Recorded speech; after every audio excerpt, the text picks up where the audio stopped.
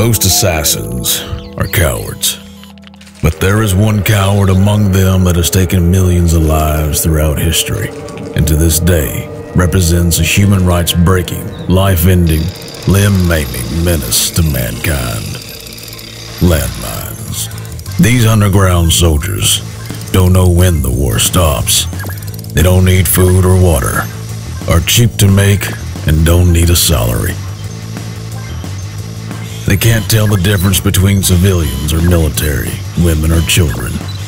They just kill whoever, whenever, no questions asked. Some say they first appeared centuries ago in China, where the Song dynasty used them against the Mongols that were besieging a city. Others say this crazy bugger Pedro Navarro invented them in the 16th century to use in a war against France. But recent history tells us more about what the darkest hollow of a human soul can achieve with just the right amount of hate and stupidity. During the 70s, thousands of these cruel artifacts were planted in Southeast Asia to collect equal amounts of lives in all the ridiculous conflicts that plagued our reality and polarized hatred, leaving nothing but a sad wake of death and disability. Everybody thought that was just part of normal conflict. Everybody was using them, and then they would leave them in the ground, they would go away. In Africa and Central and South America, it wasn't much different back then. And still, today in some of these places, insurgent groups use these hideous murderers to take civilian lives in never-ending violence. They target people who are not combatants. They target innocent people. Why? Well, they're easy to make and don't really cost too much money. Hell, you can make one in chemistry class. All you need is a case, explosive material, a detonator, and of course a jackass committed to a lost cause.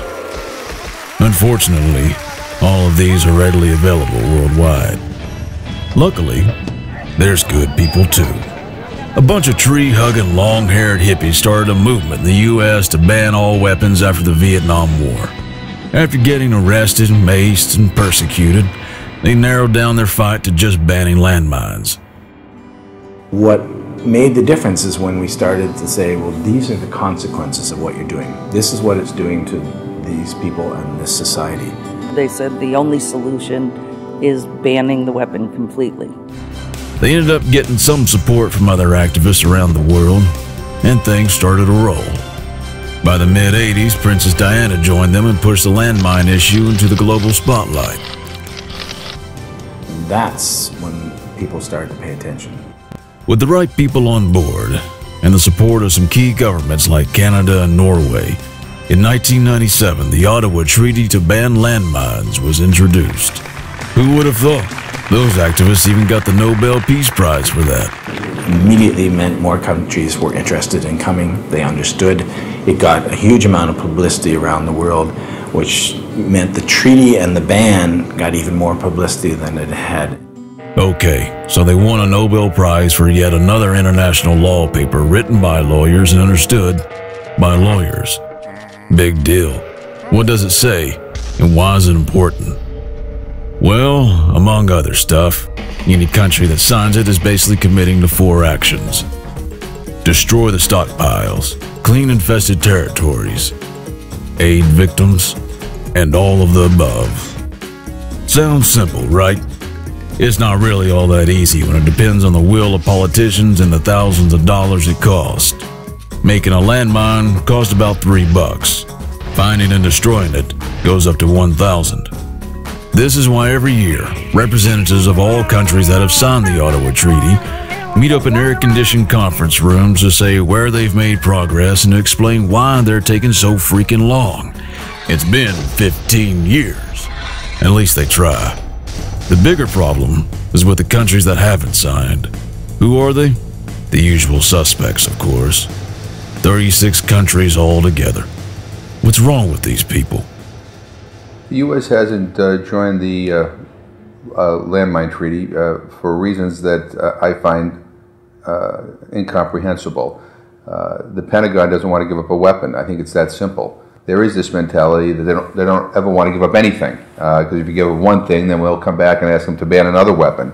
If they gave in to civil society, what would we take away next? Sounds crazy. It seems the issue just stopped being sexy in its older age. With Princess Di gone and the constant bombardment of social causes, tsunamis, wars, breast cancer, child prostitution, AIDS, hurricanes, famines in Africa, good old Coney, gun control and partridges disappearing due to the heat of global warming drying pear trees. It gets old. So nothing really is happening with the landmine issue lately, and governments can't get away with not abiding to what they committed to when signing the treaty, or even worse, they're just not signing it. If society doesn't know this menacing danger still exists, there'll be no pressure on governments to get it right and eliminate landmines from the world once and for all. People in places like Afghanistan and Cambodia will continue dying or being permanently injured every day. Just in 2011, there were 4,286 victims around the world. People like you and me, with families, dreams, people with a life.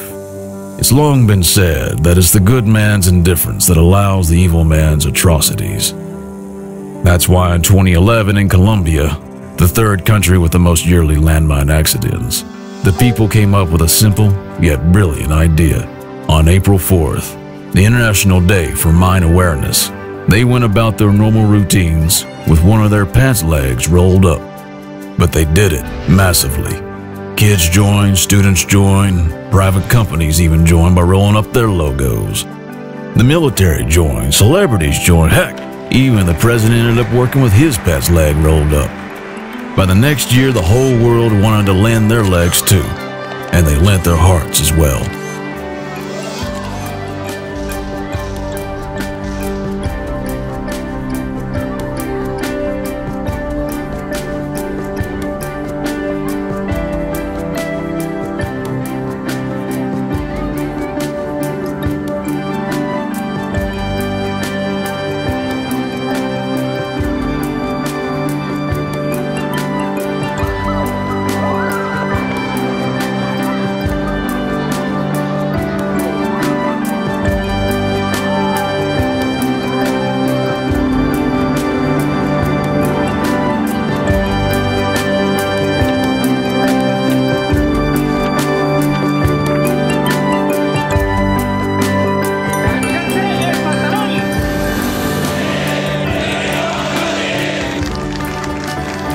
In 2013, we need to scale it up.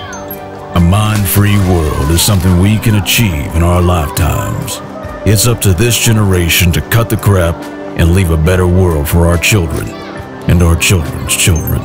So next April 4th, when you go to work or school, to a restaurant or to the street, do it with your pant leg rolled up. If we all do it, we will send a clear and powerful message to President Obama, President Putin, President Xi, and their equivalents in countries like Azerbaijan, Libya, India, and the rest. Join the Mine Ban Treaty. Lend your leg. Presta tu pierna. Posodi svoju nogu. Lend your leg. Remángate. April 4th, International Day of Mine Awareness.